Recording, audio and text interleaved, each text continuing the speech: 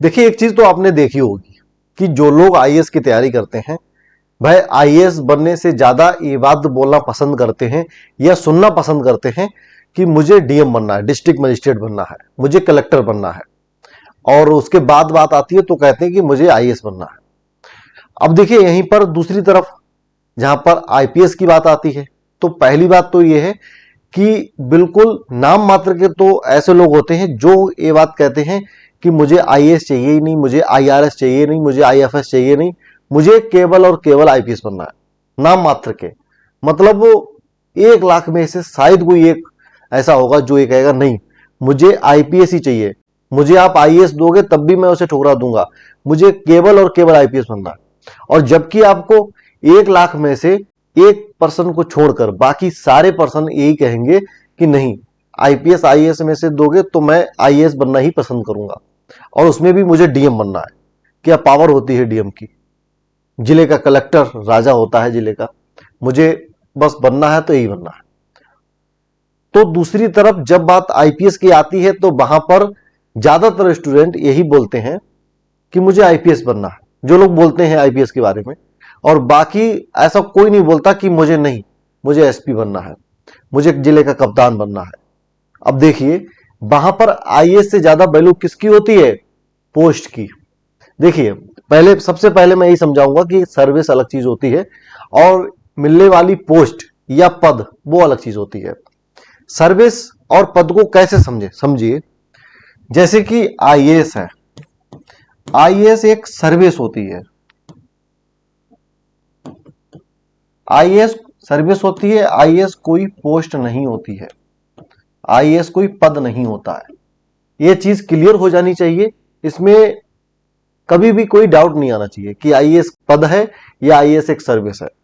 IAS एक service होती है, आईएएस की फुल फॉर्म भी आप जानने की कोशिश करोगे तब भी पता चलेगा कि हाँ, एक सर्विस है।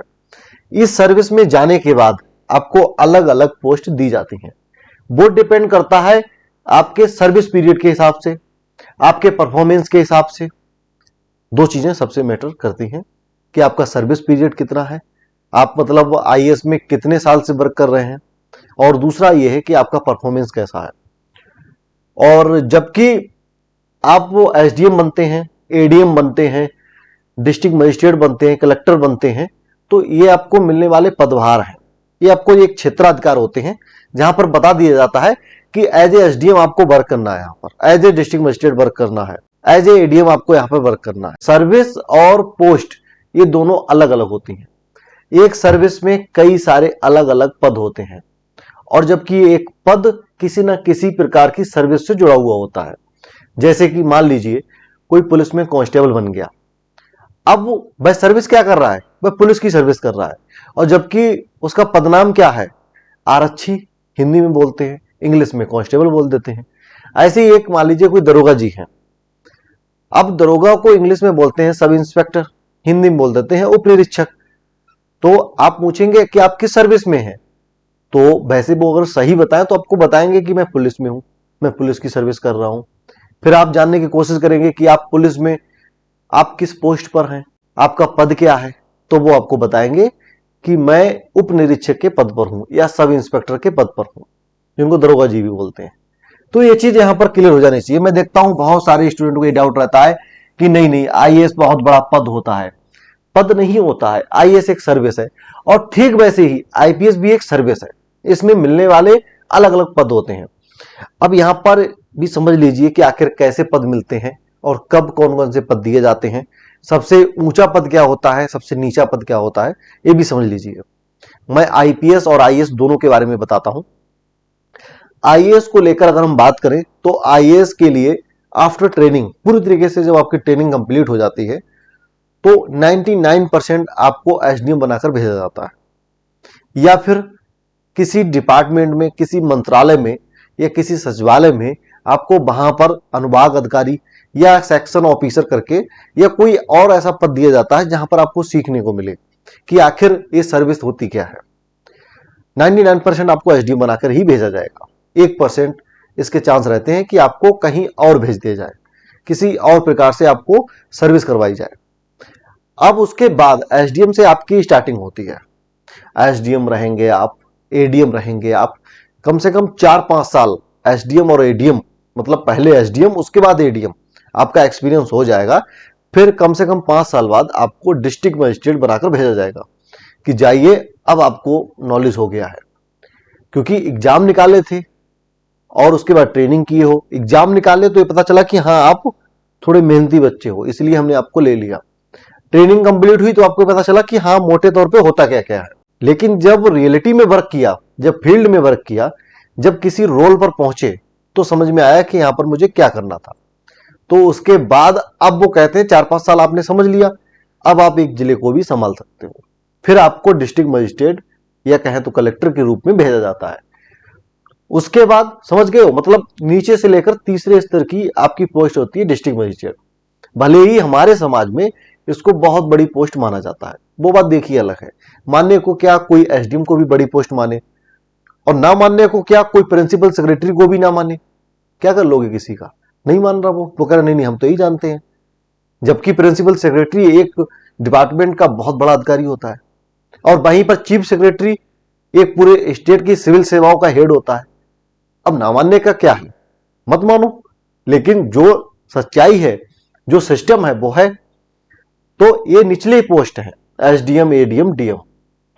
इनसे ऊपर जैसे ही पहुंचेंगे आप, एडिशनल सेक्रेटरी से लेकर, प्रिंसिपल सेक्रेटरी से लेकर, और उसके अलावा एडिशनल चीफ सेक्रेटरी से लेकर फिर चीफ सेक्रेटरी, ये सारे पद आपको दिए जाते हैं।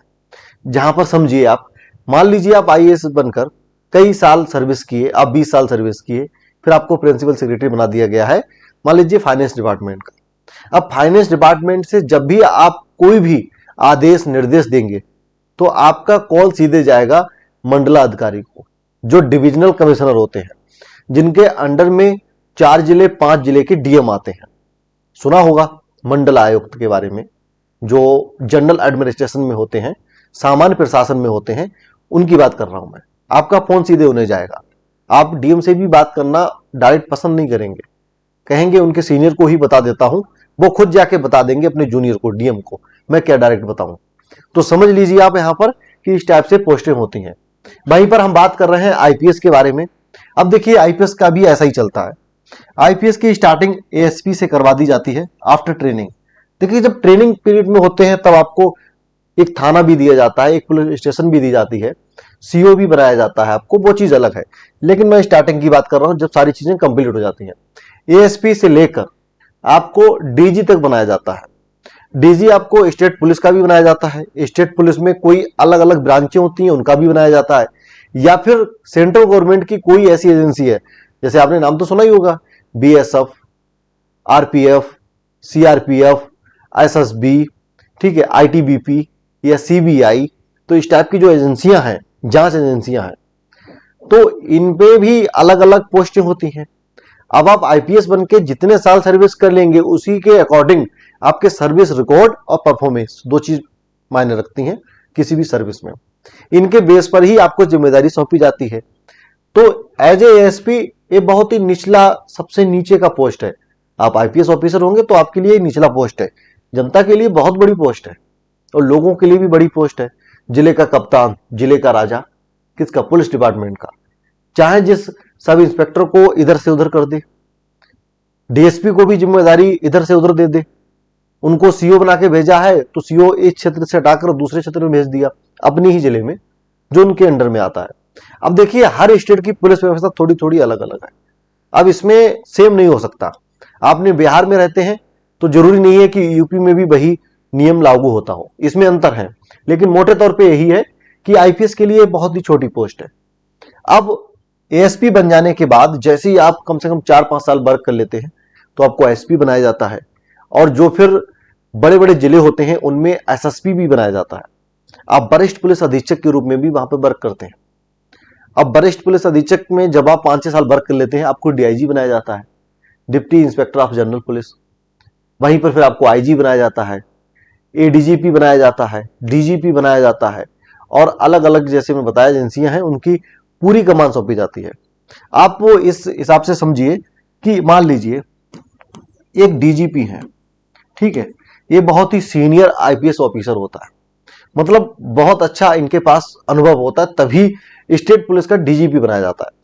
एडीजीपी तो बहुत होते हैं, डीजीपी बहुत होते हैं अलग अलग ब्रांचों के, लेकिन जो पूरे पुलिस का जो मुखिया होता है या जो उनका चीफ होता है उनको बोल देते हैं DGP, director general of police, state police का। अब उनके अंडर में क्या होते हैं, जितने एडीजीपी हैं वो आते हैं, उनके अलावा आईजी, डीआईजी और फिर एसपी, एसएसपी, ठीक है, ये सब उनके अंडर में आते हैं, वो मतलब चीफ ही हैं। अब बताइए डीजीपी एडीजीपी से बात करना पसंद करेंगे या आईजी से बात करना पसंद करेंगे या डीआईजी से बात करना पसंद करेंगे या एसपी या एसएसपी जैसी भी व्यवस्था हो, बताइए। एडीजीपी की जो जिम्मेदारी है ये डायरेक्ट इनको बोलेंगे, ये अपने जितने इनके जूनियर है सबको बोलेंगे।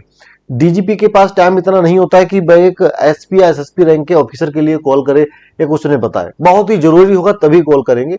बाकी डीजीपी के जो ऑफिस से जो उनके असिस्टेंट होते हैं वही कॉल करते हैं, सीधे बताते हैं कि हम डीजीपी के ऑफिस से बोल रहे हैं और आप जिले के कप्तान हैं, तो बढ़िया बात, लेकिन ये चीज यहाँ पर लागू होनी चाहिए। तो जब एक लंबे समय में जब आप डीजीपी की पोस्ट पर पहुंचेंगे तब आपको समझ में आएगा कि एसपी एसएसपी से आपके पास टाइम नहीं होगा बात करने, आप अपने सहायकों से बात करवाएंगे, कहेंगे क्या हो, एक जिला ही तो संभाल रहे हो, यहाँ हमारे पास 75 जिलों की जिम्मेदारी है अगर यूपी की बात करें। और वहीं एक आईजी साहब क्या कहेंगे, अरे क्या कर रहे हो भाई, एक रेंज संभाल रहे हैं हम, एक रेंज में 8 जिले, 5 जिले, 10 जिले आ रहे हैं, 10 जिले के एसएसपी एसपी हमारे अंडर में आते हैं, हमारे जूनियर हैं, उनको भी सिखाना है। तो समझिए आप, आईपीएस और आईएएस का पूरा मैंने बताया है इसमें। इसके अलावा डाउट तो आना नहीं चाहिए। अब सारा फोकस किस में लग जाना चाहिए, पढ़ाई में, क्योंकि जब पढ़ाई कर लोगे तभी ये चीजें मिल पाएंगी, उससे पहले नहीं।